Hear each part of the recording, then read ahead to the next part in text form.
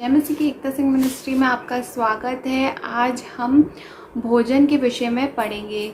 तो भोजन हमारे जीवन के लिए बहुत ही इम्पॉर्टेंट है, जीवन में स्वस्थ रहने के लिए, तंदुरुस्त रहने के लिए, और हमें एनर्जी चाहिए होती है काम करने के लिए। और भोजन हमारी सोशल लाइफ, सामाजिक लाइफ के लिए भी बहुत ज़्यादा इम्पॉर्टेंट है। जब हम अपने दोस्तों के साथ या हम अपने प्रियजन के साथ भोजन करते हैं, प्रियो परमेश्वर हमारी संगति करना चाहता है। क्या कभी आपने सोचा है कि वो आपके साथ भोजन करना चाहता है?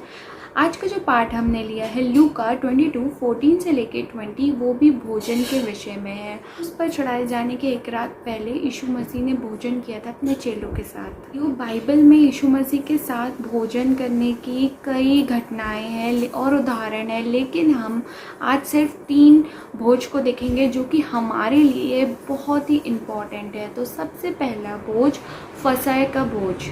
हम लूका 22 का 14-15 देखेंगे। जब घड़ी आ पहुंची तो वह प्रेरितों के साथ भोजन करने बैठा और उसने उनसे कहा, मुझे बड़ी लालसा थी कि दुख भोगने से पहले ये फसह तुम्हारे साथ खाऊं। आइए हम देखें कि फसह का पर्व क्या था, इसका अर्थ क्या है, इसे क्यों मनाया जाता है, और यीशु मसीह के क्रूस पर चढ़ाए जाने के पहले का भोजन था। ये दासत्व से मुक्त होने का प्रतीक था। इजरायली लोग 430 वर्ष तक मिस्र सेना के दासत्व में थे। तब परमेश्वर ने मूसा को फिरौन राजा के पास भेजा, लेकिन उसने इजरायली लोगों को छोड़ने से इनकार कर दिया।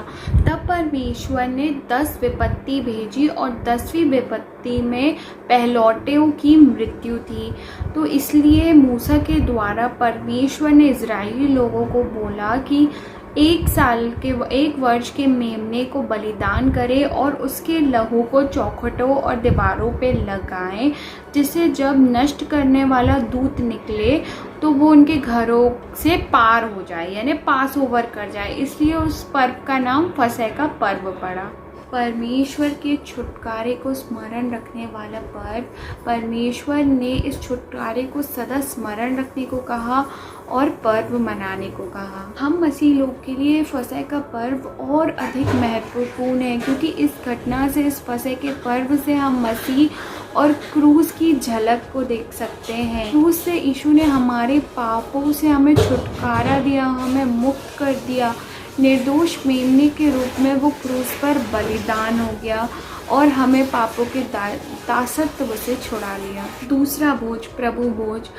जो फसह का पर्व था वो अतीत का भोज था और प्रभु भोज वर्तमान यानी प्रेजेंट का भोजन है।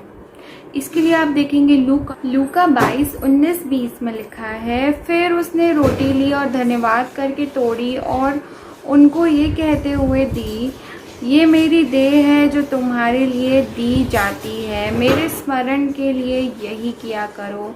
इसी रीति से उसने भोजन के बाद कटोरा भी ये कहते हुए दिया, ये कटोरा मेरे उस लहू में से जो तुम्हारे लिए बहाया जाता है नई वाचा है।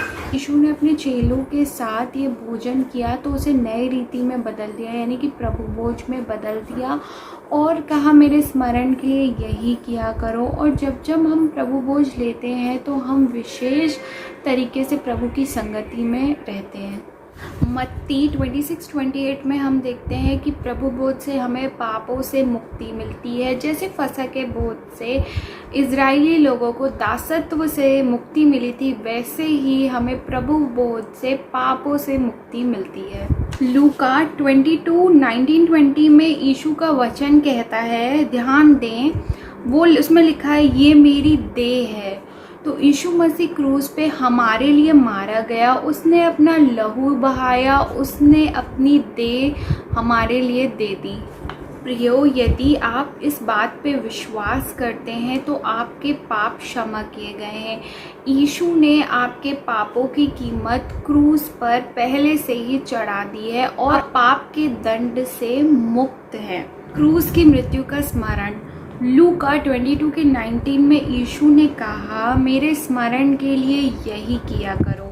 प्रभु भोज हमें प्रभु यीशु मसीह की मृत्यु को स्मरण कराता है। जब हम प्रभु भोज को खाते हैं तो हम पवित्र आत्मा, परमेश्वर पिता और पुत्र की संगति करते हैं, क्योंकि परमेश्वर हमारे साथ है। तीसरा भोज है मेमने के विवाह का भोज। यहाँ पर हम तीसरा भोज देखते हैं जो कि है मेमने का विवाह का भोज, जो कि फ्यूचर में होगा।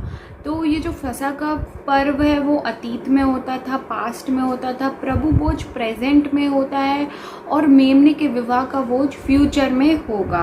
लूका 22 की 16वीं आयत में हम देखते हैं, क्योंकि मैं तुमसे कहता हूँ कि जब तक वह परमेश्वर के राज में पूरा ना हो तब तक मैं उसे कभी ना खाऊंगा। तो यीशु मसीह जो प्रभु भोज है और जो फसह का पर्व है वो परमेश्वर के राज में परिपूर्ण हो जाएंगे। मेमने का विवाह हमें उदासी से मुक्ति देगा। फसह का पर्व दासत्व से मुक्ति दिया था। प्रभु भोज हमें पापों से मुक्ति देता है। मेमने का विवाह हमें सैडनेस से मुक्ति देगा, उदासी से मुक्ति देगा। प्रकाशित वाक्य 19 के 7 में लिखा है, आओ हम आनंदित और मगन हो और उसकी स्तुति करें।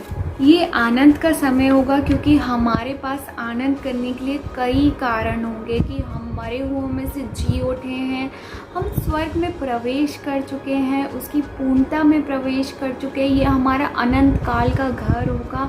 हमारे मित्र और हमारे प्रिय जन हमसे जो मृत्यु की वजह से दूर हो गए वो हमारे साथ स्वर्ग में होंगे। और सबसे बड़ी चीज़ कि हम अपने परमेश्वर यीशु मसीह और परमेश्वर की उपस्थिति में होंगे। मेमने के विवाह का भोज हमारे स्वर्गीय जीवन के आरंभ का भोज होगा। यहाँ पे ना होगा दुख, तकलीफ, दर्द, मृत्यु, शोक, कुछ नहीं होगा। यहाँ पे हमें अनंत काल का आनंद के वारिस हो जाएंगे हम। प्रकाशित वाक्य 21 के 3 में हम देखते हैं, लिखा है, देख देख परमेश्वर का डेरा मनुष्य के बीच में है और वह उनके साथ डेरा करेगा और वह उसके लोग होंगे और परमेश्वर आप उनके साथ रहेगा और उनका परमेश्वर होगा। परमेश्वर पिता की इच्छा और योजना भी है कि हम मेमने के विवाह में शामिल हों। तो आज हमने 3 भोज को देखा।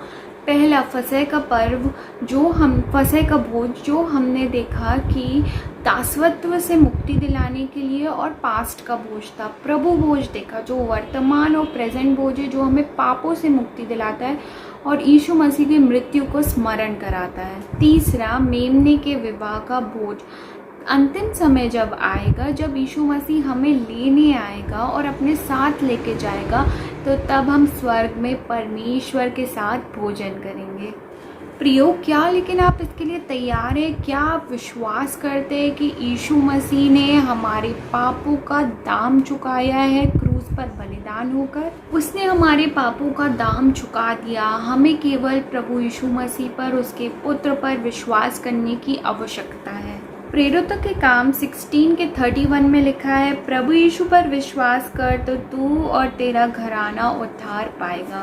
आमीन। इस छोटे से वचन को सुने जाने पे परमेश्वर आपको बहुत सारी आशीष दे। आमीन।